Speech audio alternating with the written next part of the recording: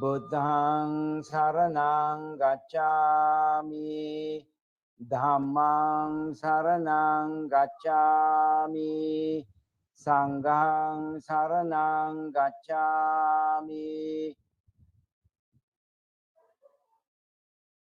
Dutiyampi buddhang saranang gacchami. Dutiyampi dhammang saranang gacchami. Dutiyampi sanghang saranang gacchami. Tatiyampi buddhang saranang gacchami.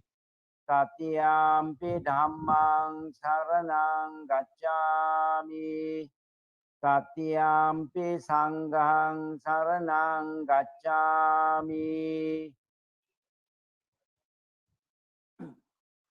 Panatipata veramani sikkhapadang samadhiyami.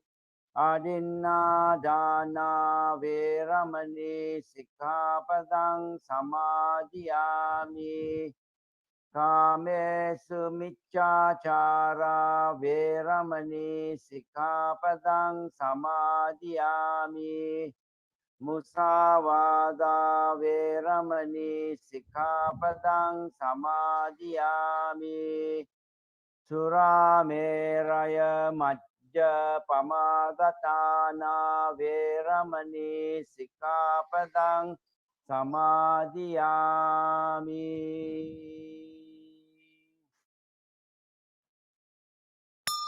Sadhu, sadhu, sadhu. Over to you, Celine. Thank you. Thank you, Didi Tan. Good evening again, and Sukihutu brothers and sisters. And to all our online viewers, thank you for tuning in to our Dharma sharing of the Breaking Myth series number 13, titled I Need a Lot. Please help us to click like and share our Facebook page. If you have any questions, please post your comments on the Facebook and we'll read out your questions during the Q&A sessions later. Please do allow me to give a brief introduction about Dr. Punna Wong, our distinguished speaker for tonight. Dr. Wong Yin On graduated from the University of Malaya. He joined Monash University, Malaysia in 2007 as Associate Professor in Internal Medicine to form the pioneer faculty of the Clinical School in Johor Bahru. Dr. Wong is based in Johor Bahru since 1990. He has been sharing the Dharma regularly in Malaysia, Singapore, Jakarta for the past 2 decades and was an invited speaker at the 3rd, 7th, and 8th global conferences on Buddhism. Dr. Wong authored his first Dharma book entitled Walking in the Buddha's Footprints, 100 Reflective Essays back in 2016. He had recently launched his second Dharma book entitled Breaking Myths and is now sharing chapters from his book weekly on Friday nights. Without further delay, I would like to hand over the session to Dr. Punna Wong. Sadhu, sadhu, sadhu.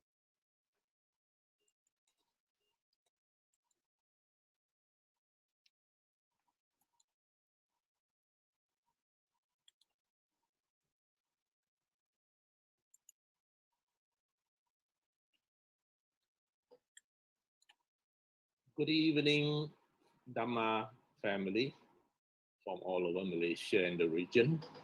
And blessed Happy New Year to every one of you. Today is the first day of 2021, and we hope that with this new year, the pandemic would improve and hopefully life would also improve. Today's sharing is on the topic of how much do we need? And I thought this is something very relevant to every one of us. And there are also many misconceptions which people have with regards to the Buddha's teachings on wealth, the use of wealth, acquiring wealth. You all remember not too long ago, there was a movie called Crazy Rich Asians. I just changed it to Crazy Rich Buddhists. But some people are, of course, just crazy. They are not rich, but they're just crazy. But you have this concept. Can you be a crazy rich Buddhist and still do very well? Now, when I was in Form 1, in those days, we still have English literature. And in Form 1, the English literature text was short stories by Leo Tolstoy. And many of you in the audience will still remember the Penguin classics. Yes, this is one of those Penguin classics. And some of you may know that Leo Tolstoy is a Russian. He lived in the end of the 19th century when Russia was in turmoil. And Leo Tolstoy himself personally has a very interesting history. But he became very famous as an author of both huge novels and short stories. But what we studied for English literature was a collection of his short stories. And in particular, there was one short story titled, "How Much Land Does a Man Need?" And that story really struck me even as a 13-year-old boy. In that story, Leo Tolstoy describes about a poor, dirt poor family, led by the man Pahom, a peasant living off the ground, literally. And he overhears his wife and the sister-in-law arguing over the merits of farm life versus city life. Their life was very, very difficult. And Pahom boasted to himself that if he had land, just enough land, he would not fear anything, not even the devil. What in Cantonese, "Kwai Dong Pa." And well, land became available, and Pahom succeeded in buying some of this land. And at first he was happy, cultivating the land and living off the crops there. And he earned a little bit more money. He bought more land. And this cycle of getting more and more greedy, of course, is something well known to Auricus. And as soon as he has the opportunity, he buys more and more. And he became a reasonably rich man by the standards of his day. And one day a traveler tells him that far away in the land of the Bashkirs, fertile land is available at very low prices. And immediately Pahom sets off to this place. There he was welcomed and informed that all he needs to do is to place 1,000 rubles. And then he can walk. And as he walks, he can put markers. And as long as he returns to the starting point before sunset, all the land that he planted markers on will be his land. And so Pahom thought, oh, that's a very good deal. And so early next morning, he started off at the point witnessed by the villagers, and he planted the first flag, and then he went on. And every time he thought, okay, that's enough for 1,000 rubles, and wanted to turn back, he could see that the land further ahead was rich and fertile. So he walked just that much more, and this scenario kept repeating itself until finally, as he wanted to head back, he realized that the sun is setting very fast. Those of you who have been to temperate countries will realize that it settles actually very fast. And he was worried that he may not reach the starting point in time, and hence he will lose everything. So he runs as fast as he can, but the running proves to be too much for his age and his health. And just as he reaches the starting point, he collapses and dies. So how much land does a man need? Leo Tolstoy ends this short story by answering 6 feet from his feet to his head. Now, as a 13-year-old boy, I was very impressed by this story, but I couldn't really understand its full import until many, many years later. Now, no matter how rich one is materially, ready or not, one day it will all come to an end. And people who are wise would have found meaning in life besides just making money for the sake of making money. Now, a wise person will contemplate on what and how he can do to help society to be better. Well, irrespective of whether he's rich or he's poor, they can contribute. And it does not mean that you can't contribute unless you are a rich person. So don't follow this man here who says, wake me up only when I'm rich. Everyone can contribute. Rich, yes, but not in the title crazy. And in contrast to Western economic models, which has as its mantras, greed is good. Greed is the grease which drives the wheels of commerce. Spend, spend, spend. The Buddha looked at economics from quite an entirely different perspective. Now, I must say at this point that it is a myth. It is definitely a myth. This is a false belief that a person cannot be both rich and spiritual. You can be very rich and spiritual. Money by itself is not evil. The Buddha even taught us how we should earn money. And after earning that money, how it should be spent. In the Anguttara Nikaya, the Buddha talks of 4 kinds of worldly happiness. And he said there are these 4 kinds of happiness to be won by a householder. Well, the vast majority of us in the audience here are householders. We have families, we work, etc. And we are householders who enjoy sense pleasures from time to time. We visit Malacca, we go eat at Auntie Fatso, we go eat Chate Chalop, etc., etc.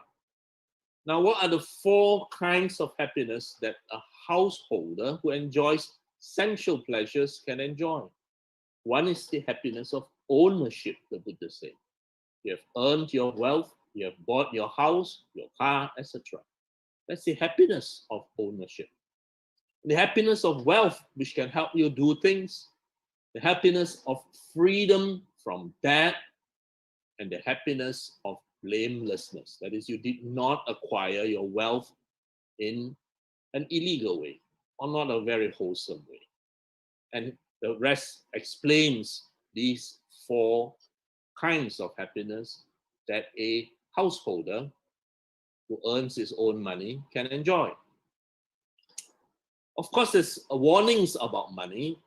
Do not be so materialistic that it becomes toxic until we sacrifice too much of our life, such as our family, our relationship, in the blind pursuit of wealth.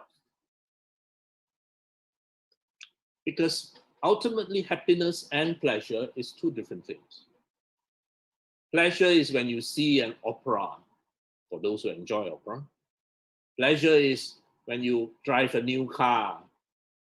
Pleasure is when your senses are stimulated in a way that you think is enjoyable. But happiness is 2 different things. Happiness can arise from many, many different aspects. For example, satisfaction in life is more important than success, because whether Sister Eileen is successful or not, if measured by other standards or the standards of other people, it's going to be very difficult, because one might say, oh, if she drives a BMW, then she's successful. Or, oh, if she lives in a bungalow house, then it's successful. But these criteria for success are very, very arbitrary. While satisfaction is measured by her own heart, her own mind. Is she satisfied? Is she content? Is she happy? So happiness is quite different from just the simulation of the senses. You have happiness from the fulfillment of greed versus happiness from the absence of greed. That is the happiness of contentment. And in the Udana, the Buddha said, Happiness is in the mind, which is released from worldly bondage. That means Sister Eileen is not too bothered whether her success is measured by the reality of what car she drives, whether it's a BMW or a Proton. To her, it doesn't matter because she is content. The happiness of sensual lust and the happiness of even heavenly bliss, the Buddha said, is not equal to even a 16th part of the happiness of cravings and, that is to say, the happiness of contentment far more than the happiness of the stimulation of our senses.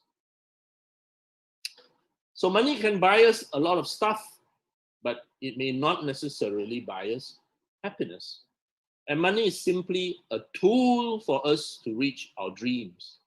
What is this dream is up to us. Every dream we have, every aspiration, every goal takes money to achieve. So money is not the end result, but the tool that we use to reach our dreams and our goals. And we can do a lot of good in the world with money.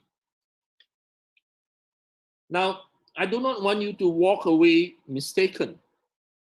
The Buddha never praised poverty. So please do not think that poverty is something that is praised. No, the Buddha never praised poverty. In fact, there's this line called 9 Meals to Anarchy. You can Google it. What it basically tells is that what we call humanity will completely disappear by your 9th missing meal, which is to say, let's say something happens and suddenly food is cut off. On the first day, we might still be very civil. We have missed 3 meals, but we still try to be very civil. On the second day, it's getting to be very, very touchy. And definitely by the 3rd day, you will probably kill your neighbor for food. So all it takes is 9 meals, which are missing, for society to absolutely break down and anarchy to occur. Because none of us can go without food, water, or safety. Now, as I said, the Buddha never praised poverty. So please do not carry that myth. In fact, the Buddha taught that poverty is the source of crime. The Buddha was teaching one of the rulers, and he told the ruler that your people, your citizens, they must be provided with adequate food, shelter, clothing, medical, and health facilities. And the Buddha said that poverty is a cause of crime. And the ruler was trying to put more and more punishment, more and more fear of punishment in an attempt to stop crime. But the Buddha said, no, that's not the way. If you wish to stop crime, then you make sure everybody has a job, everybody has land to till, there is education, and then crime will stop. Thus, from the not giving of property to the needy so that they can use to plant, it was an agrarian society those days, poverty became rife. And from the growth of poverty, the taking of what was not given increased. And from the increase of theft, the use of weapons, and then with the increased use of weapons, the taking of life. And I think this is something we are all seeing now as the economy continues to deteriorate. So can money buy happiness? Yes, if we spend it wisely. No, if we selfishly use it for just self-gratification. Then it will buy you a lot of things which will just temporarily stimulate your senses, but it's not going to make you happy for a very long time.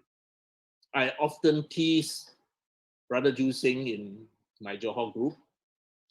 When you are in your 20s and you buy a BMW, that's because you think it brings more women. And then you realize that the BMW banyak masuk workshop. And then you realize it banyak makan wang.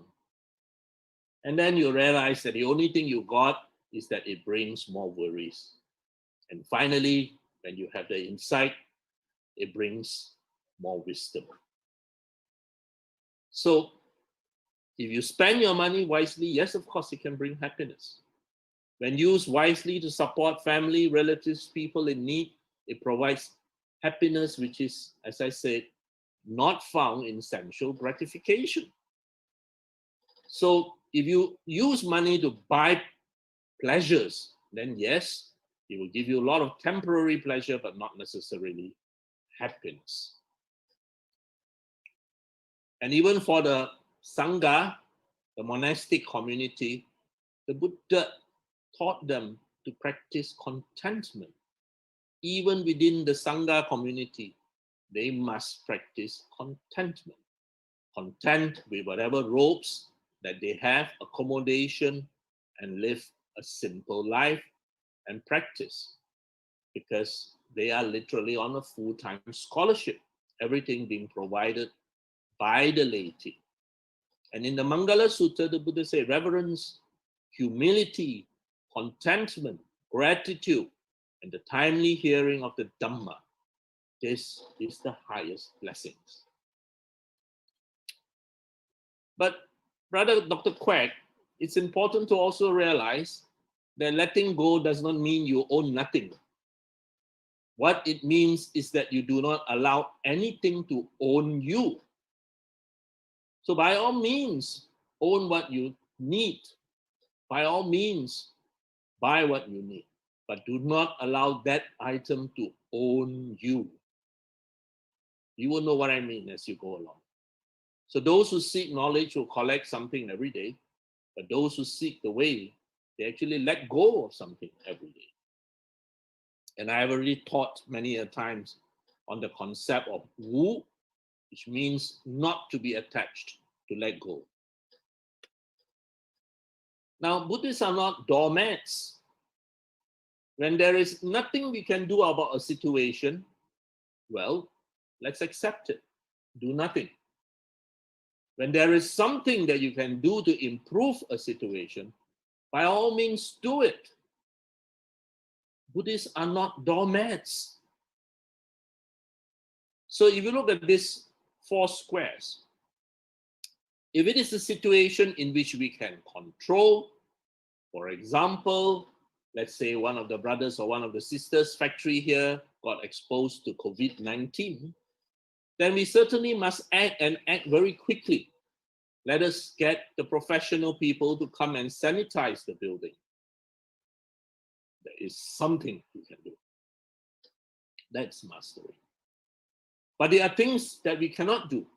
Aging, decay, losing hair, and many people spend tons of money in a futile effort to slow it down. Now, if you can do something and you don't do it, then that's surrender. And that is very sad. Now, if you cannot do something and you don't act, you accept it. That is serenity. So you can either choose, Sister Liming, mastery or serenity in the things that we face in life. So look at this couple here with the t-shirts, which are so Buddhist. If something can be done, just do it. That's Didi Angeline. If nothing can be done, one of my favorite t-shirts, just do nothing.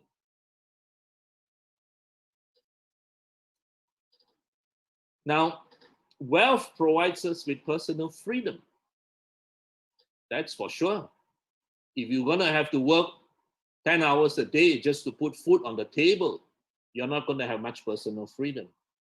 So with wealth, you can have personal freedom. But we must be aware and accept full responsibility for our action and behavior. Because when we are not mindful, we can make very silly decisions, which we will regret later. And the Buddha even talked about these silly decisions to us, teaching us to avoid them. Let us always go back and remind ourselves, let us remember that the purpose of life is a life of purpose. And that purpose is up to you and I to define ourselves. This really, in a way, depend on your talents, what you are comfortable with. If you're comfortable with teaching, so I've dedicated many years of my life to teaching because I think that's something I can do to help. If many people are comfortable with and very skillful in organizing, moderating, etc., then please do it. Gladians, for example, DDs, for example, are doing fantastic work. That's purpose. So if there is no purpose in your life, then you are directionless. Every day, wake up, sick fan, that's it, directionless. And it is up to every one of us to give our lives a meaning, a purpose. It is not fixed, it's not predetermined, it's in our hands. And do not forget that in the Noble Eightfold Path, right livelihood is one of the 8 factors. So our livelihood, brothers and sisters, is our spiritual path. So every day as you wake up and then you spend the next 12 hours, how you spend that next 12 hours is part of our spiritual practice. Now, materially, do we have enough? Does Brother Whaley, does Brother Ling Hua, does Sister Eileen, do you have enough? Enough, of course, is never enough for many people. And those who do not know what enough is cannot move on because they can't let go. Having enough, Brother Dr. Quack, does not mean giving up all the activities of the world. No, no, no.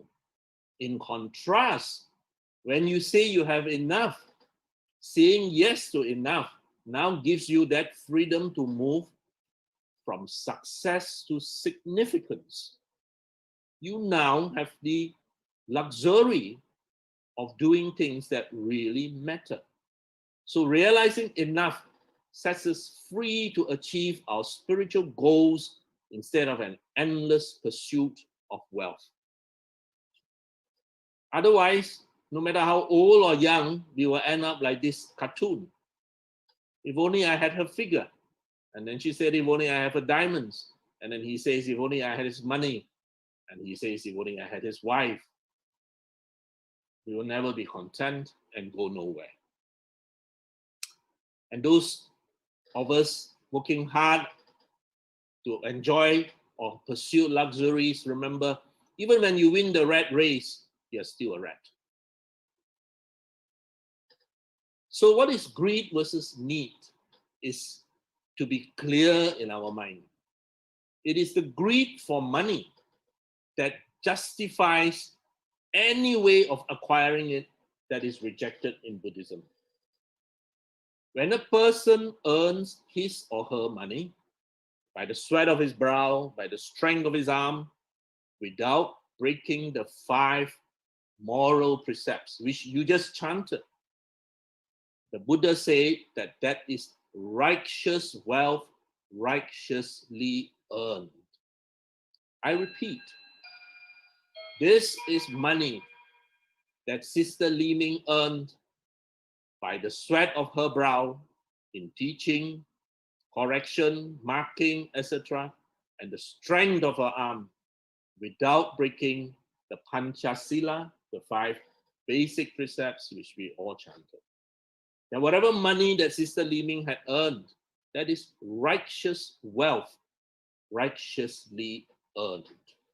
And by all means, Sister Li Ming can use that wealth for her own comfort, buy the nice aircon, nice bed, nice mattress, etc.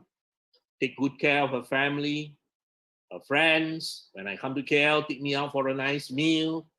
And of course, for those people who are in need, special need homes, special need people, and of course, those worthy ones who are pursuing the path. So, what is the fastest way to get rich? Simple. Follow the Buddha's advice. So, for those of you who are relatively young, working very hard, to earn money to become rich, follow the Buddha's advice and you will be rich. And the Buddha first and foremost started by telling us, earn your wealth righteously, neither for the sake of oneself nor for the sake of another, nor desiring son, wealth, or kingdom, should a person seek his own success by unjust means. Then only is a man indeed virtuous, wise, and righteous. Earn your wealth righteously. And I've already mentioned this. Righteous wealth is earned through your efforts and enterprise, amassed through the strength of your arm, piled up through the sweat of your brow. Righteous wealth, righteously earned. This can provide you with pleasure and satisfaction. But please maintain that pleasure rightly. The Buddha even teaches how to increase our wealth. And there are 4 sources, the Buddha said, for the increase of your wealth. All listen carefully. How to increase wealth? Stay away from womanizing. That's the first one, the very first one. Stay away from womanizing. Of course, in the 21st century, where women are equally capable and powerful business people, I suppose stay away from manizing is also equally accepted. Stay away from drunkenness, because when you are drunkard, you're going to make poor decisions. Stay away from gambling. Stay away from people who are going to influence you negatively.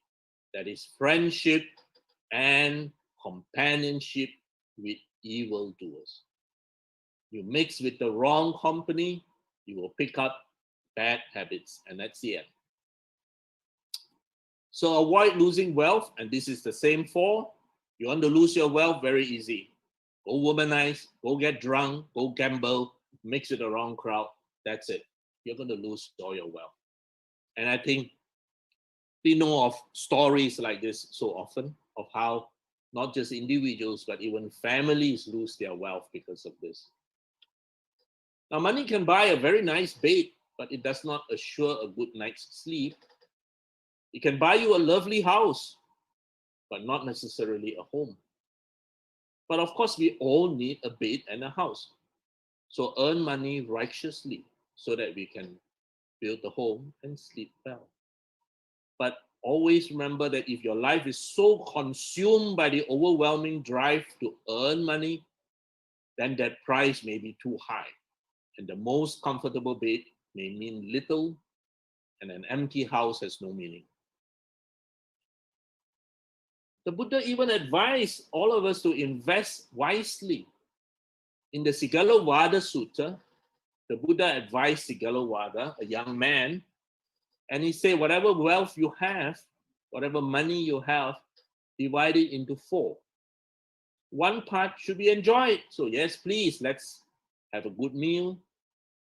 2 parts invested in business. And the 4th set aside against future misfortunes.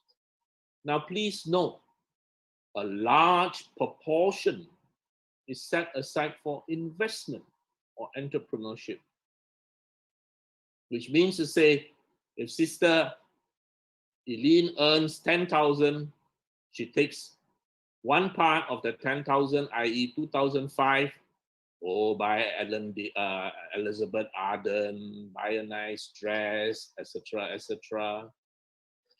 5,000 to invest in business, and another 2,005 put in the Jacob biscuit tin and hide underneath her bed. Probably safer than a bank in this time and age now.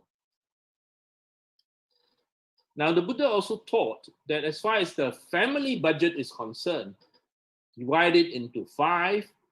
One part, again, to support and provide for the immediate needs of your family, your servants, etc., your children. And please note the word spouse is singular. One part to extend generosity towards your friends. Again, one part for emergency. And then one part for dedication to the extended family, hospitality, dedicating merits for the departed. Can't run away from Texas 2,600 years ago as of now, and doing things that is dedicating to things that you believe in according to your local custom. And one part to support those people who are practicing well. Now, I think most of us in the audience are familiar with the story of Anathapindika. Anathapindika, of course, was a peer of the Buddha. He was a banker from Saraswati, the capital of Kosala. And he was a very, very rich man by the standards of his day. And he immortalized himself in his donation of a plot of land for the building of a monastery called Jetavana Monastery, which can be seen even today when you go on pilgrimage. When you go on pilgrimage, one of the sure visit places is Jetavana Grove in Saraswati, which was donated by Anathapindika to the new Sangha. And Anathapindika literally means one who gives alms, Pindika, to the unprotected Anatha. And he was a very generous man who gave to people who needed help and supported the Sangha. Anathapindika became a sotapan, a stream enterer. But besides that, there were other very rich people who did a lot. King Bimbisara is another peer of the Buddha. In fact, they are the same age. And King Bimbisara was the king of Maganda.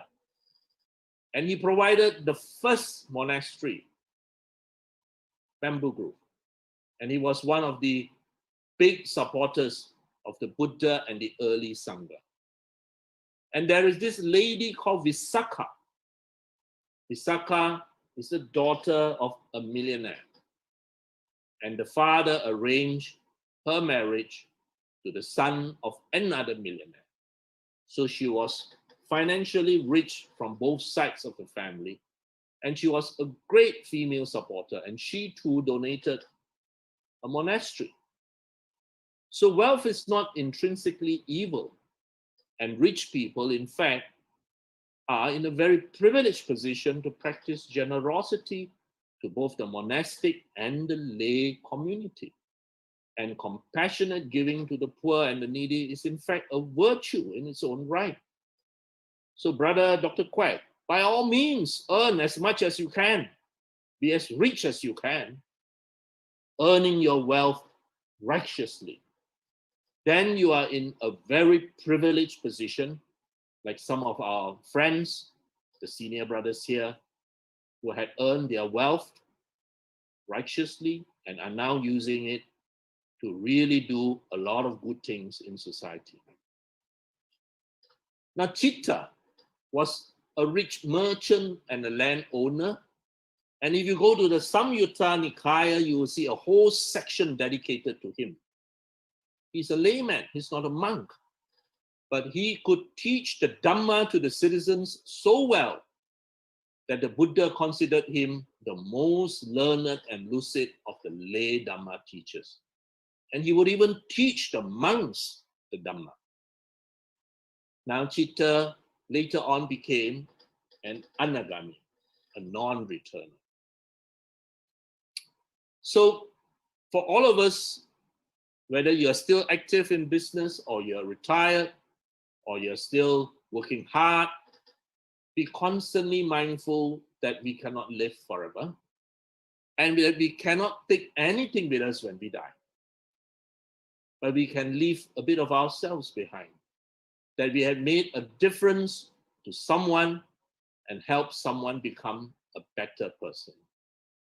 So for a better tomorrow, we can give our best today. Because the honest truth is life is the one thing we cannot get out of alive. Charity, the Buddha said. If beings knew the result of giving and sharing, they would not eat without having given nor would they allow the stain of meanness to obsess them and take root in their minds. Even if it was the last morsel of food, they would not enjoy eating it without having shared it. So this was how the Buddha praised dana. But dana, of course, is not just money or food. Dana can be skill. And I have shared this many a times. Personally, I think that the most of the material things that we share, the most important is time. The greatest gift is, of course, the gift of the Dhamma. Because the Dhamma not only changes your thinking, your life, your children's life, your family life, it even changes your future and your future lives.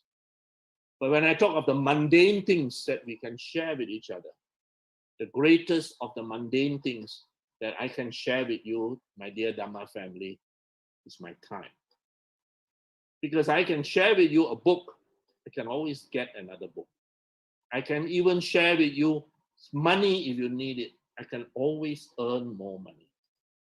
But whenever I share my time with you, it is gone forever.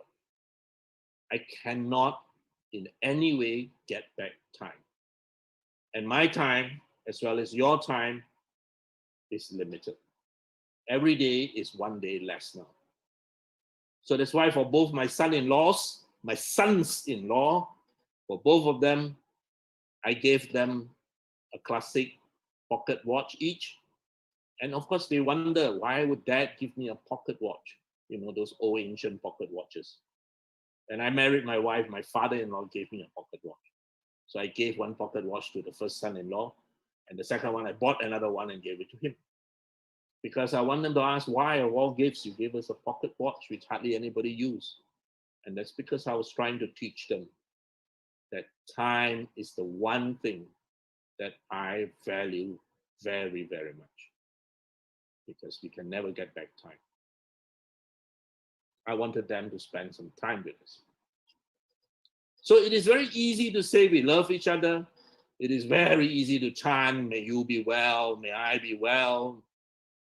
But words are important because it trains our mind, but it is more important to demonstrate it in our actions because our actions speak so loud that most people cannot hear what we say. Ultimately, what we think, what we know, what we believe in as faith, in the end is of very little consequence. The only consequence ultimately is what we do. And what did the Buddha teach in this? What you do is your karma. You're born of your karma. You're created by your karma. You are the heir of your karma. So ultimately, what Sister Eileen believes in, frankly, is immaterial. What you believe in is what you believe in. That's it. What you finally actually do based on what you know and what you believe in is the important thing. So the Buddha advised that you must be like a bee collecting nectar. You don't enjoy the flower or the color or the fragrance. So that is how we are to earn our living. Our occupation must be like a bee collecting nectar. And I had said, among the various major religions, I only see it in the Buddha Dharma, right livelihood, as one of the steps of the spiritual path. Very important for us to realize, in the Noble Eightfold Path, right livelihood is one of the steps. For Brother Dr. Quack, every day you go to work, when you see patients and you treat patients, that is right livelihood. That is your spiritual path in practice every day.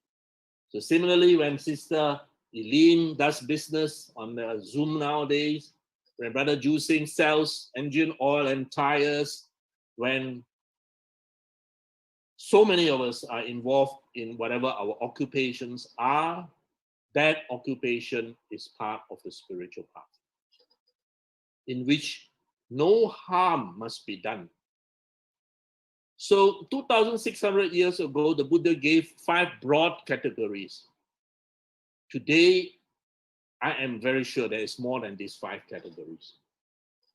But the principle behind it is that our livelihood must be earned without harming other things, harming other beings. So you must be earning your livelihood in a manner which is preferably helpful, preferably with metta karuna, and never harming. These occupations, unfortunately, create pain and suffering. So going beyond dana is something which is important, because dana is basically the foundation of our practice. And when you have dana, the next step is sila. For those of us in Malaysia, you understand the Malay word sila. And that understanding of the Malay word sila is so important for our understanding of the Buddha Dharma. Because basically, the Buddha taught us sila, which is your mannerism, the way we behave, the way we interact to cause a harmonious society. Not something, wow, out there, wow, that's the Buddhist sila, Sila, when applied, is basically mannerisms, like what we say in Malay. But you've got to go beyond the dana, go beyond the sila. When faced with the ups and downs of life, and if your mind can remain unshaken, not lamenting, not generating defilements, and always feeling secure, that means your mind is still not doing this, but a mind that is calm and still. In Chinese, which is a direct translation of the Pali, Pa Feng Bu Dong, the 8 winds that blow of gain and loss, praise and blame, etc. Do not make your emotions swing from end to end, but you remain still and calm. Ru Ru Bu Dong. Whatever happens, your mind is still. So in Chinese, when they say, oh, Brother Ling Huat, Pa Feng Cui Bu Dong, that literally means Brother Ling Huat is enlightened. His mind is so well trained, so still, so calm, that these 8 emotional winds do not push him. Ru Ru Bu Dong. His mind is steady like a rock. And this is the greatest happiness. This, of course, you will recognize is from the Mangala Sutta. So the Buddha wanted us, even as lay people, from Sister Eileen to Sister Mei Chong to Brother Whaley to Brother Joseph, that I see on my screen here, that our practice should not end with dana. It also should not end with sila. We should, as lay people, at the very least, aim for stream entry. Entering the stream is the word used to describe someone who has understood certain key aspects of the Buddha Dharma. He has put his one leg into the stream of the flow. So, Sister Eileen, do not think that stream entry is, wow, something out there, beyond me, it needs a big blast from the sky, boom, and then I'm a stream enterer. That's unfortunately the public misconception. But if you look at the canon, if you look at the Nikayas, what are the conditions that can make Brother Jusing or Brother Whaley or Brother Chubun become a Sotapan, become a stream enterer? 1, association with people of integrity, listening to the true Dhamma, appropriate attention. That means when you're listening to this talk, don't play with your handphone. When you're listening to this talk, don't be eating kway chap at the side at the same time. Appropriate attention. Practice in accordance with the Dhamma. No mention of jhanas. No mention of deep states of meditation.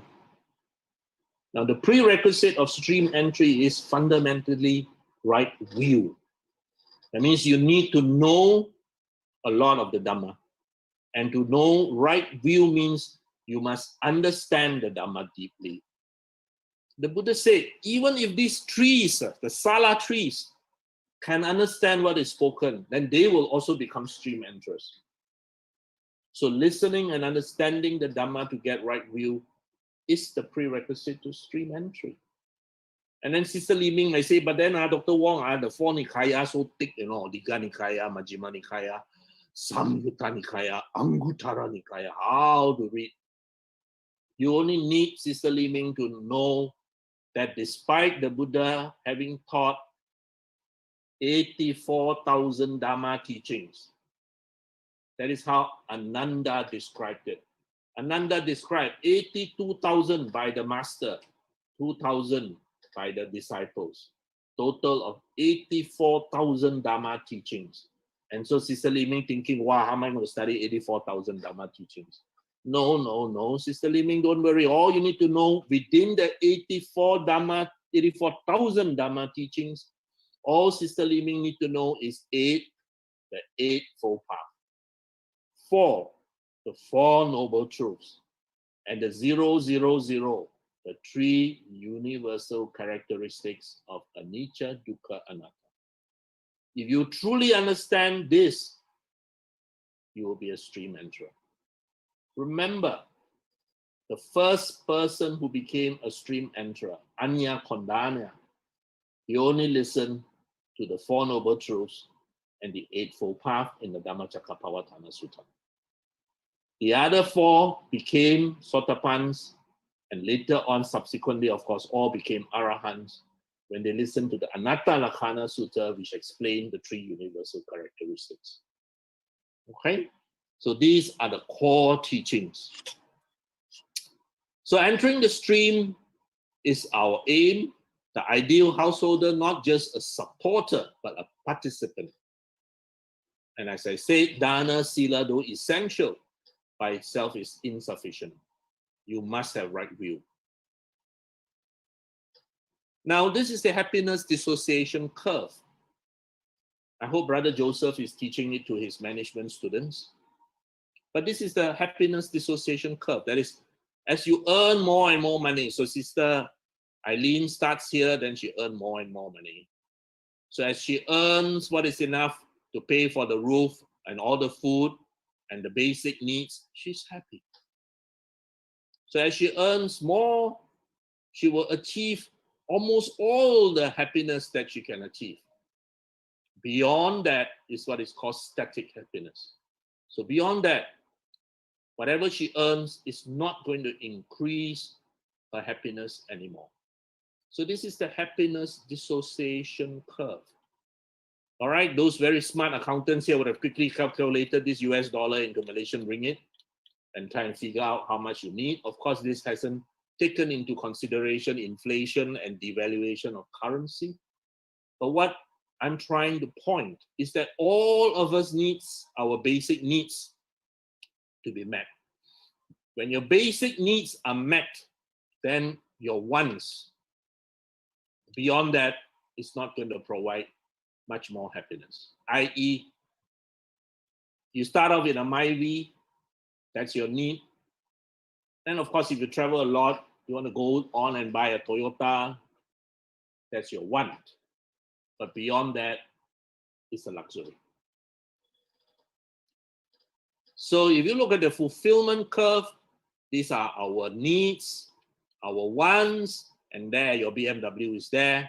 Beyond that, you're not going to get much more fulfillment. And the reason is because some things can be achieved by money. These cannot be achieved by money.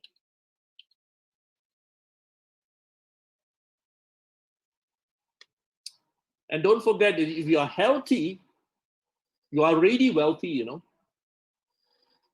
You meet someone who is sick, chronically ill, and of course, that will be the first thing they will tell you. Don't take it for granted. And the Buddha said it very well, that health is your greatest gift, contentment your greatest wealth. The richest person on earth is the one who sleeps at night content. Now, there is no point to be the richest man in the cemetery. I didn't say it.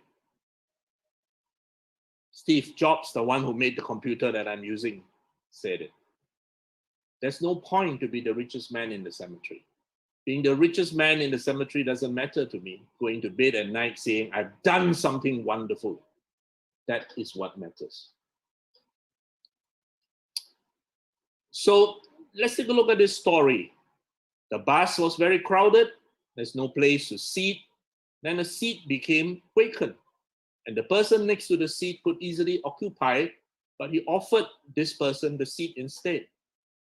And another bus stop, again the seat came up empty, and again he offered it to another person. And this happened 4 times in the entire bus journey, and the man looked obviously tired. So at the end, this person asked him, why are you giving up the seat every time to another person? And he replied, I haven't studied nor have much money. Nothing to give, neither knowledge nor money. The only thing I can do to others is this. So I do this every day. And though working every day, I can still tahan a little more. When I gave you the seat, you said, thank you. I felt happy. I believe I'm doing something to the best of my abilities, and it's a source of satisfaction. So I do this every day and go home refreshed and happy. Now his answer showed to the questioner that in fact, he's the most educated among us all. And while beautiful clothes, money, cars, luxuries may or may not make one rich and happy, a simple act of giving is enough to make you feel rich and happy. You all remember Einstein's famous equation relating energy and mass. E is equals to mc squared. So enlightenment, mindfulness, and huge doses of concentration and compassion. Concentration can be translated as stillness. And that is how you progress to Buddhahood. So I want to thank you. Religion is in the life that we live, not in what we fill in our IC or forms, not in what we tell everybody, not in the creed that we profess. By all means, be rich, but righteously. And do not be crazy. Use your money well to live a life of significance. And here I want to show you a video, because some people think, is it even possible that you can do this? Now, I do not know how many of you have heard of a man called Chuck Finney. Very few of us would have heard of this man. But Chuck Finney is on par with Bill Gates and Warren Buffett. He is that rich. And I told Sister Eileen that every time you fly a year ago and you're at a duty-free shop in an airport and you're buying something, you're contributing to Chuck Finney's wealth. But Chuck Finney lived such a simple life that no one could believe it. And he's in his late 70s now. He calculated that all he needed is about 1 million US to live out the rest of his life with his wife and himself. And so he had made it his ambition in life to give away his entire wealth to charity. And a few months ago, it was in the news, both in the printed ones and in the internet, that he had finally down to his last million. He has succeeded. So I'm going to show you a little clip on Chuck Finney that teaches me so much about dana, about contentment, about earning and then using it to live a life of significance.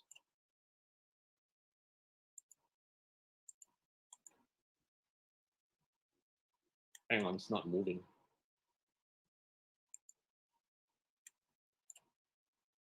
Let me do it again.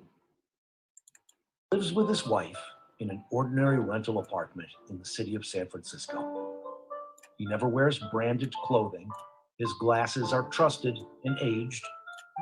His watches are functional and unglamorous. He does not have his own car. His primary means of transportation is the bus. And the bag he uses for work is an old plastic bag. But surprisingly, over the course of his life, he has donated more than $8 billion to charitable causes. Who is this man? Well, his name is Chuck Feeney. He's frugal with himself, but generous with others. He likes to make money, but does not like to spend it on himself. Through his lifetime, he has contributed $588 million to Cornell University, $125 million to the University of California, and $60 million to Stanford University. Outside of the United States, he spent $1 billion renovating and then building a further 7 new universities in Ireland. Incredibly, he also founded a charity fund aimed at providing cleft-lip surgery for children in developing countries. More incredibly still, Chuck never sought praise for his many contributions. He admirably never revealed his name in association with each donation, but asked for his donations to be made anonymously. Towards the end of his life, Chuck Feeney's selfless and astounding deeds were revealed by the media. When Chuck eventually did face the press and was asked the inevitable question of, why did you choose to donate all of your wealth to charity?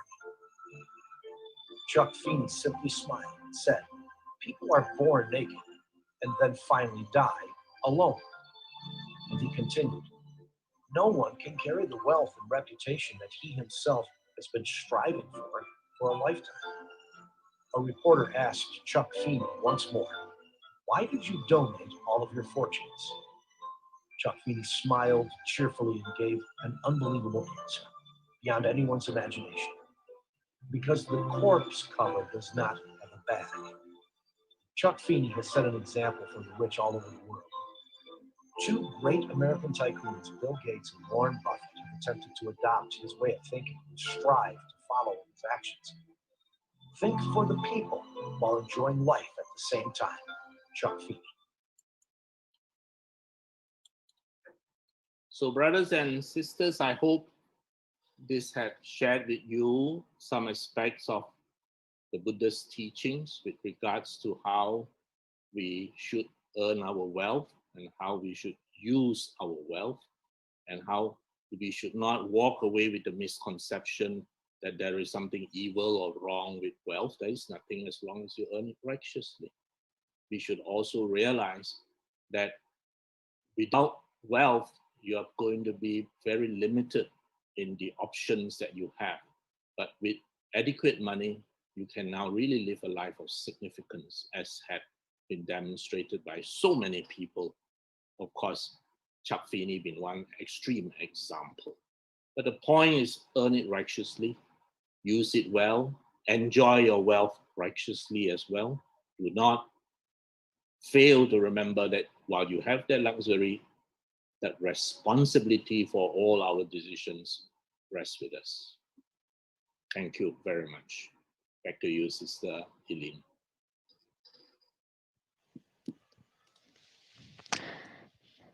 Thank you, Dr. Punna, for the sharing. This topic is so relevant to us, even to this day. It is common in nature that greed will take place when you are craving for more and never seems to have enough of it. Yeah. Greed does not necessarily have to be in monetary terms. When we have more wants than needs, it is also a form of greed. Buddha's teaching is a kind reminder to us that we can be rich in showing loving kindness and acts of selflessness towards all beings. This is so that we can live in a more meaningful way on our journey in life. To all our online viewers, please continue to post your question on Facebook comments. Let us start with one question from my side. Taking me as an example, actually, when I was being given added responsibility, right? In fact, my boss was asking, Eileen, what do you want to be? So I told my boss that, actually, I already reached the position that you are giving me the opportunity to have this added responsibility to taking care of few countries, you know. So to me, I said is I already satisfied. I already contented. But you know, for MNC company, right? They always go for, you know, you need to have a self-development. Yeah, you need to aim to go higher. But I'm already satisfied. How am I supposed to I do not have that desire to go to that extent. Why do I want to stress myself more with that, you see? So in this situation, I was already in the dilemma. Uh, I said, boss, I'm actually quite happy with where I am now. But to the higher management, they'll say that, wow, Eileen, you are actually, you do not have any ambition. You just stick to that. So they were saying that, you know, oh, this kind of subordinate, not sure whether is it okay or not, you know, in the long term. So what is your advice in this situation? I think, Sister Eileen, you have already answered your question yourself.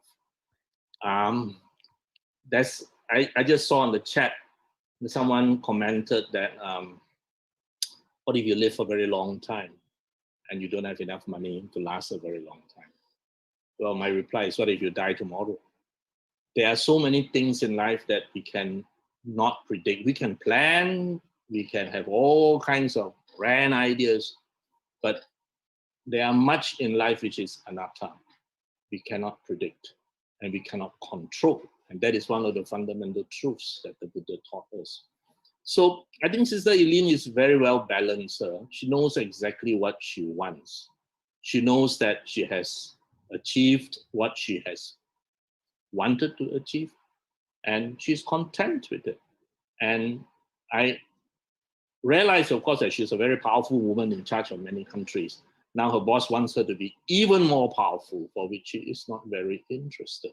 So I think, Sister Eileen, your bosses, of course, are working on the mantra of greed is the grease which drives the wheels of commerce. Well, as I told right at the very beginning, that seems to be the thinking in the business world. But you will have to strike a balance, because certainly if you just keep on earning and earning and earning and not using that wealth well, you are probably going to end up not too happy. As I said, you might change to now a BMW 7 Series or whatever, but how much happiness can that give you? So I would think that you are doing very well. You don't have to ask me the question. You have actually answered the question yourself. That answer to your question is well within you. Now, I retired at 60. At 60, I gave up my medical practice, and people, my colleagues, some of them tell me I'm mad. Why would you give up your medical practice at the age of 60? You can go on another 10 years. My answer is, why not 20? To be very frank, I can easily go on 10 years, 20 years. But the question that is asked of myself is, what do I want to do? And I've always looked at my life as three parts. If you look at the typical Malaysian, it's 74 years old for a man, 80 for a woman, average. Huh? So to make it easy, 75 for a man. If I am to live to 75, if it's 25, 25, 25. 25 years, you study like crazy, which is what I did. And 25 years, you work like crazy because you've got to raise your family. You can't abandon your responsibilities. And my children are all grown up. They've all migrated. It's only me and my wife. So I look at her and she looks at me, and we are reaching the last 25 years of my life. So at 50, I would have reached the last 25 years, but never mind, I'll be kiasu a bit, work another 10 more years, just in case. So by 60, I said, no, enough is enough. I'm going to retire from clinical practice, and I must do what I want to do, because, as I said earlier, Sister Eileen, you're moving from success materially to significance. I hope I'm doing that I'm moving away from success of material gains to a significance in which I can do something in life to help myself and each other. So as to how long we can live, nobody knows, I mean, of course, someone here say, what if you live to a very ripe old age, then you run out of money? Or, well, as I said, you can also die tomorrow, and what's going to happen? So we have to strike a balance and hope that your savings, your investments, etc., will help you. All right. But Eileen, you're doing very well. Come more into the DDs and the Gladians and contributing significantly. Thank you. There's also another question from Brother David Ting Siong Pin. His question says, many people are unhappy because they fail to differentiate between needs and wants. Do you agree? Thank you, Dr. Punna. Yeah, of course, that was what I stated early in the sharing. We have to tell between our needs and our wants. And our needs and our wants, of course, also vary from generation to generation. Our grandparents' needs were more fundamental than ours. My grandparents' needs were just to feed the family, that's it. But when it came to our generation, you need to educate your children. And so I drive a Auza, as many of you know, but I tell people I have a Ferrari. It's just that that Ferrari is in the United Kingdom because that's where my first daughter did her education. And so that Ferrari was spent on her. It's parked somewhere in UK, I say virtually. Okay, and I say I drive a Lamborghini in Australia, and that's because I sent the second daughter to Australia and she studied there and didn't come back. So this is what we mean. So our needs have changed, Brother David. Your needs are quite different from your grandparents' needs. Theirs was basically food on the table. Now you need to educate your children. So what next then? Are you going to educate your grandchildren as well? Are you going to work and save and say, I need to educate my grandchildren? In which case, of course, there'll be no end to it, because if you want to educate your grandchildren, no one can stop you. But you are going to spend literally your entire life doing it. I can only say if you're wonderfully happy doing it, well, of course, that's fine. But if you think that you can spend your time doing something else more meaningfully, more significantly, I thought that I could contribute more by teaching, which is why I quit and joined teaching. People say, you're mad. How much can they teach you how much can they pay you as a teacher? Yeah, I agree.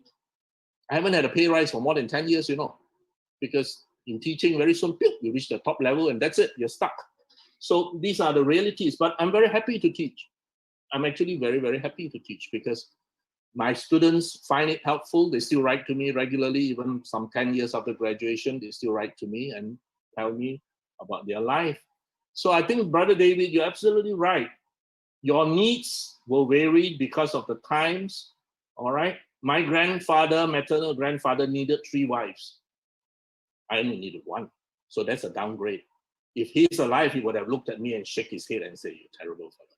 But he had 3 wives. He needed 3 wives. I only needed 1. Thank you. There's another question from Duka Kos. His question is, what do you think if a monopolized business that earn too much profit that just earn much lesser to help people?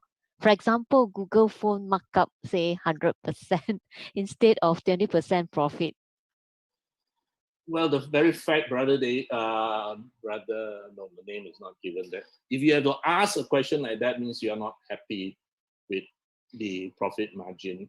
In almost all industries, that's a relatively standard markup for profit. All right, you ask income tax, they will know exactly what's your markup for profit because they have studied it over many, many years. So if most of us hang around that standard markup for profit, no one can accuse you of profiteering. Well, that's the word, literally profiteering. But then, of course, there are some jokers that literally go to one extreme end. And of course, every now and then you get arrested for so-called profiteering. In Malaysia, I can only speak, for example, for the medical profession, which is actually quite well regulated in the sense that a doctor can only charge within certain amounts for whatever he does. And drug marks up are pretty standardized, and income tax is very well aware of all this. So if you so-called are profiteering, people will complain to council that your charges are exorbitant. Then, of course, you will get into trouble. In the business world, of course, I am not so familiar, but I can only well imagine those of you in the business circle here may probably know this better. But I'm also quite sure there must be an accepted margin in most industries as a decent margin and not profiteering. All right. Eileen, maybe you can tell me about the chemical industry. No comment. No comment. Okay, there's another question.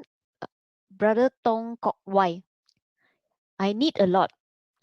Actually, greed for food, for fame, for money, or drugs, so many things. Where does it end? So, Brother Punna, to find the answer is, as you say, in knowing your mind, to look at our mind, isn't it? Brother Dr. Tong Kok Wai is a good friend of mine of many, many years. One of the good people in Kuala Lumpur. Every time people in JB needs a medical opinion or say, who do I refer to in KL and all that, I'll always call up Brother Tong and say, who do you recommend? Because I know him personally to be a very, very good man. And basically, that is not a question, but a statement. What he has just said is actually a statement. Brother Tong Kok Wai can easily work and earn lots of money for many more years, but he's spending his time taking care of grandchildren and playing with grandchildren. He has understood the word contentment. And I think that that is very, very important.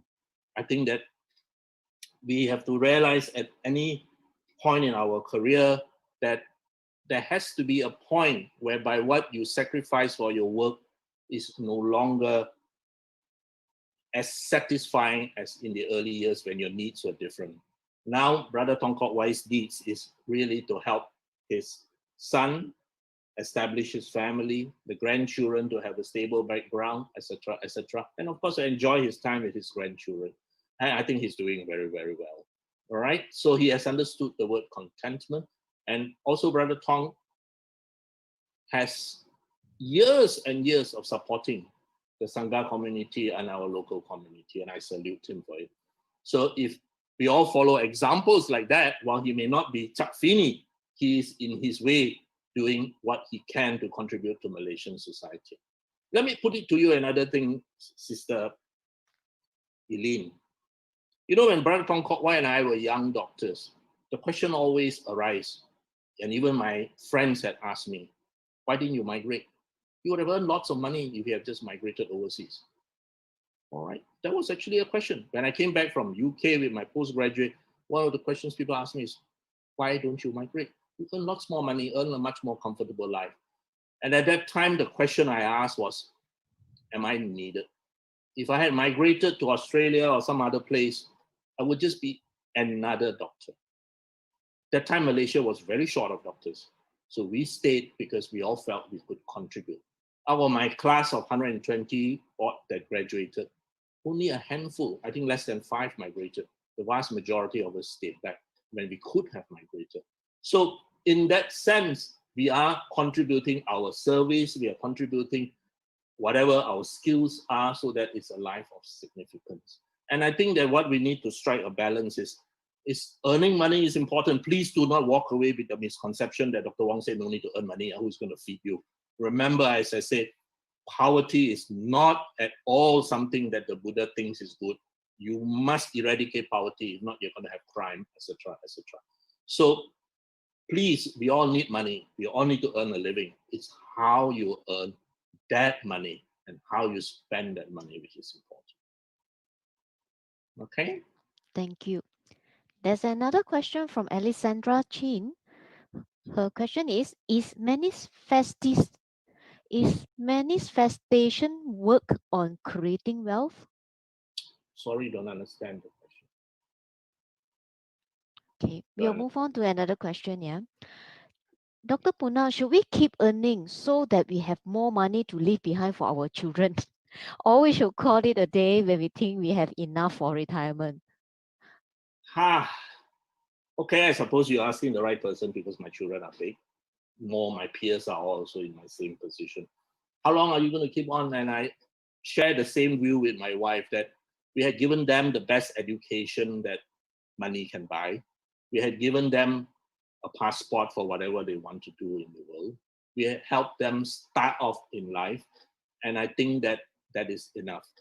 If we are to keep on doing more and more and more, wouldn't we create basically people who are going to be saying, don't worry, my old man will take care of it. Anything, old man, I need to buy a house, old man, in that sense, I think we might be teaching or inculcating wrong values. So I think that it is important that, yes, of course, we will help. And in fact, we always tell them, if ever you need help, we are here. We are here to provide help, always. But I don't think we should go overboard, And of course, I agree with you entirely that there are members, there are brothers and sisters who actually go very, very overboard, literally work for the generation below. But I think that we have to realize that all the education you gave them is to provide them with the ability to earn and take care of themselves, isn't it? I think that we would not have trained them well if even at that age they are still dependent on us for whatever their needs are. All right. So I'm sure almost all the people listening in today here are financially independent and not living off their parents. Right, Eileen? Well, Dr. Punna, I wanted to put one comment here is that, I think it's a different generation. Your generation is, it is still the old generation, whereas right now, those who are the parents to the children are born in the generation of abundance compared to your time. So the upbringing lifestyle will also be different towards the showing the love to the children. Don't spoil them. Yeah, it's true. Yeah, they call it strawberry generation, right now. Snowflake, not strawberry. Now it's snowflake. Snowflake. Yeah, a little bit of heat, they melt. Strawberry was before that. All Now right. it's snowflake generation.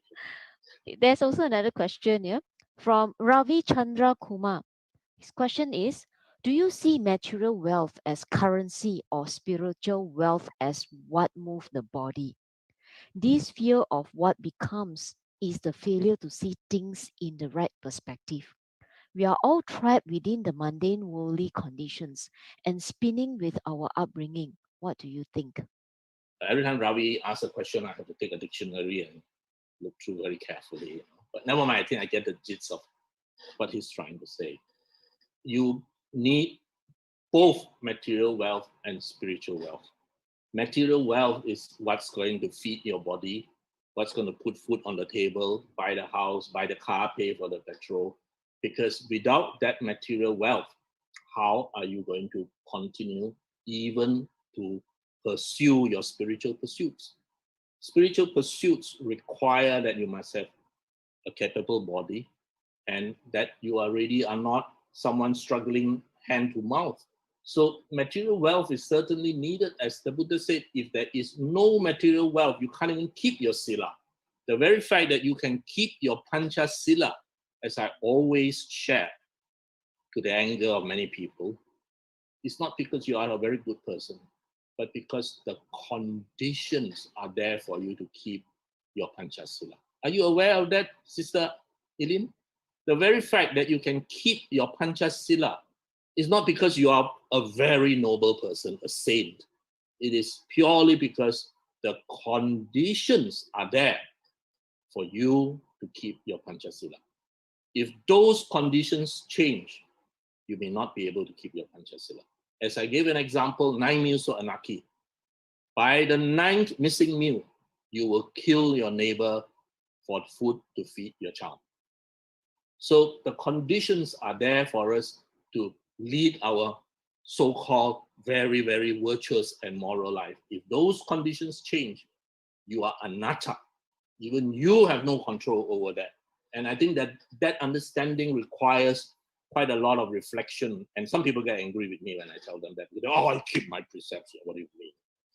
Well, that's one. And please remember that once you remove this ability for everybody to earn and have jobs and feed, once that breaks down, society will break down. As the Buddha clearly said, when society breaks down, you can forget about pursuing spiritual pursuits. Because to pursue spiritual pursuits, you need stable society. In the midst of war, it's going to be very difficult. Look, our Sangha, we support them. How can you and I support them? That's because we are relatively comfortable. We have the means to support them. Remember in Sri Lanka, it was so bad that they cannot even ordain monks. The numbers dropped so drastically because of colonialism, because of war, because of all kinds of problems. So both material wealth is needed and of course spiritual wealth. If if without the foundation of material wealth, we won't be here sitting. How am I going to afford this nice monitor in which I'm looking at you, this nice computer talking to you? This rides on material wealth. And so with this, now we can talk about spiritual wealth. We engage and say, how can we improve our spiritual wealth? All right, Ravi, I hope I answered your question. Okay, yes, we are all trapped in mundane worldly conditions. None of us can escape from that. So while we live in these mundane worldly conditions, we make the best use of our life here, and we make the best use of our time here. I think that one of the great tragedies in life is that people do not realize the value of their time. You know, people have asked me many a times, Brother Punna, they say, what if you have one magical wish, you know, and you can say, blah, then everybody will have that come true. What will you wish for?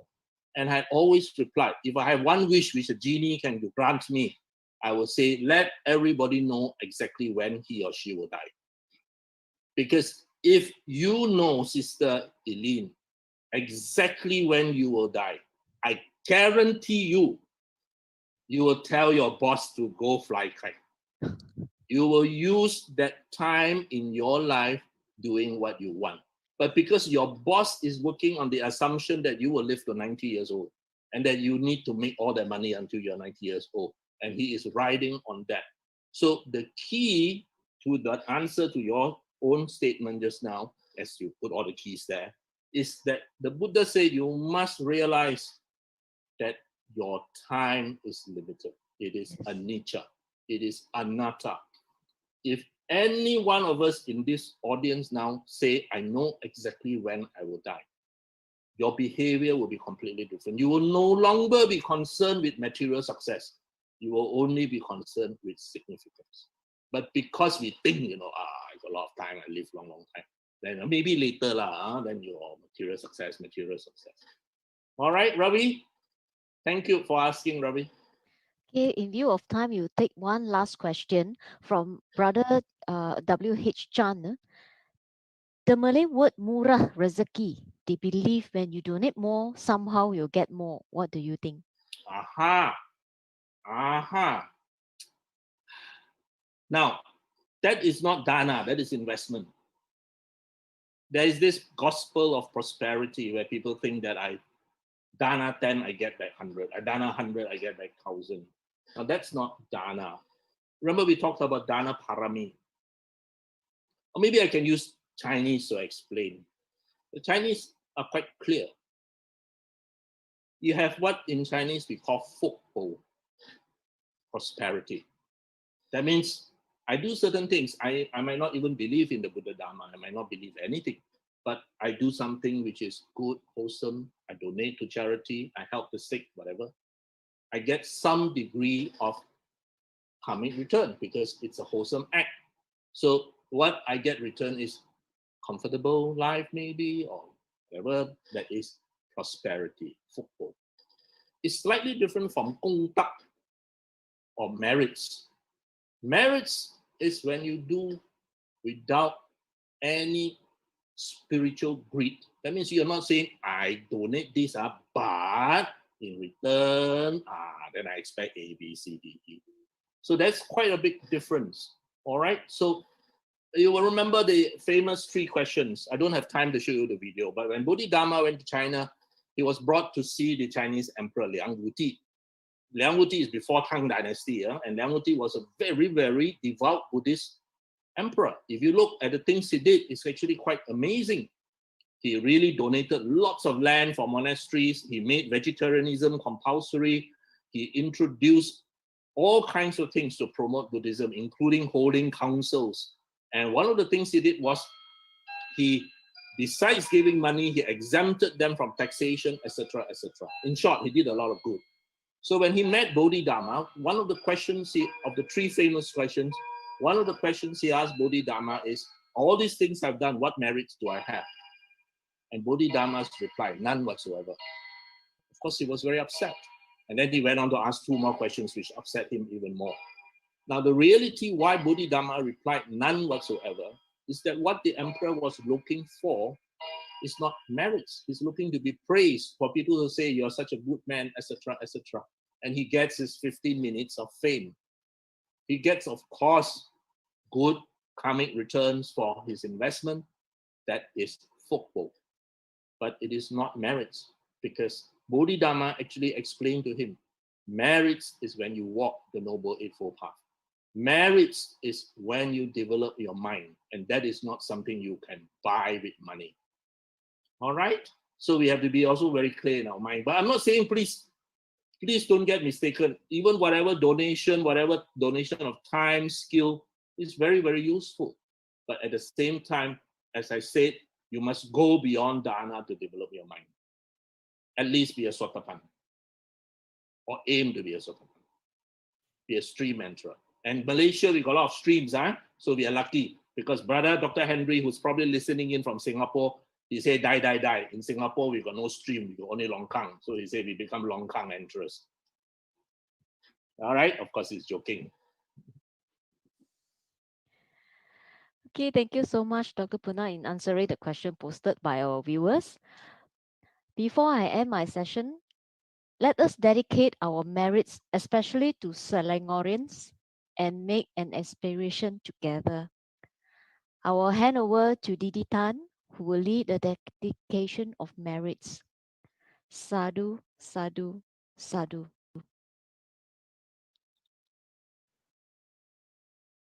Sadhu, sadhu, sadhu.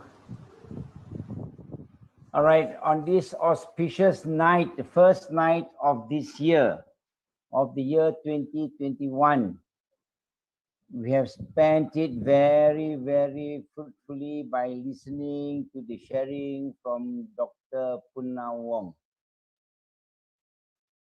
He has illustrated the difference between the needs and the wants. He has explained to you about economic bliss. Didi Tan, could you please turn on your video? Yeah, I tried, but the host has actually stopped it. The host has to do it for me. I've tried. Okay. Sadhu, do I repeat? Okay, on this very auspicious night of the year, for the year 2021, we have spent it very fruitfully by listening, and Dr. Punna Wong has shared to us his wisdom.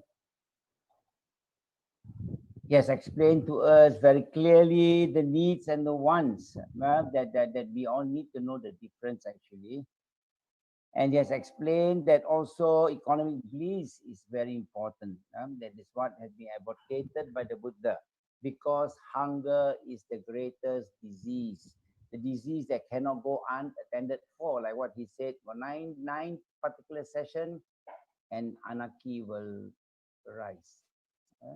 So we have to realize that the Buddha never advocated for asceticism, neither did Buddha advocate for hedonism. Okay? So this is a very wonderful night, and we have spent our time together. Our mind was focused and disciplined, with no unwholesome thoughts. And during such time, I'm sure we have accrued abundance of merits, and these merits we share with all our gods, all the devas, our protective devas that has been protecting us throughout the year, that has protected us and our family members too. May they rejoice in these merits. And also we'll dedicate these merits to our loved ones who have passed away. I'm sure wherever they are, may these merits reach them and help them in their spiritual well-being. May we also specially dedicate these merits to Brother Cheng Sin Siang, wherever he is. I'm sure this merits will reach him and help him in his spiritual well-being too. And with that, let's compose ourselves and recite together. Akasatta cha bhummata devanaga mahedika punyantang anumoditva chirang rakhantu sasanang chirang rakhantu desanang chirang rakhantu mang parang ettavata cha ammehi sampadang punya sampadang sabbe deva sabbe satta Sabbe bhuta anumodantu sappa sampatti siddhiya. Idang me nyati nang hotu sukita hontu nyatayo. Idang me nyati nang hotu sukita hontu nyatayo. Idang me nyati nang hotu sukita hontu nyatayo. Imina punya kammena mame bala samagamo satang samagamo hotu yava nibbana patiya. Sadhu, sadhu, sadhu. I wish you all happy new year too.